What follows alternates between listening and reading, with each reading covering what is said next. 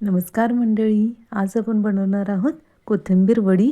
त्यासाठी कोथिंबीर मी स्वच्छ धुवून बारीक चिरून घेतलेली आहे।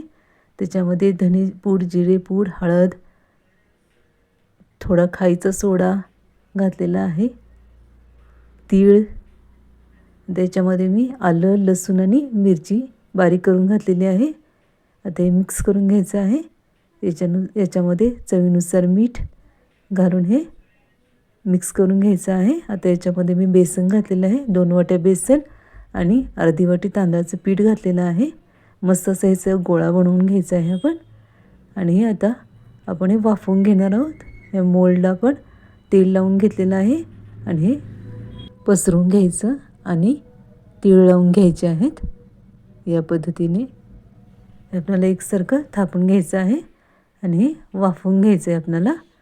एका कढईमध्ये मी हे मोल्ड ठेवलेलं आहे आणि 15 मिनिटं आपल्याला हे वाफवून घ्यायचे आहेत वड्या, कोथिंबीर वड्या। आता 15 मिनिटांनंतर मस्त हे शिजलेलं आहे वड्या। आता हे पूर्ण थंड झाल्यानंतरच आपल्याला हे कट करायचे आहेत। या पद्धतीने काढून घेऊन आपल्याला पाहिजे त्या आकारात आपण त्या कट करून घ्यायच्या आहेत।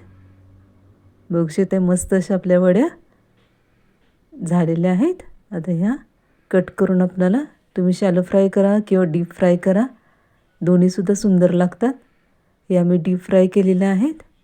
मोठ्या गॅसवरच आपल्याला या गोल्डन ब्राउन होईपर्यंत तळून घ्यायच्या आहेत। बघू शकता सुंदर असा गोल्डन कलर आलेला आहे।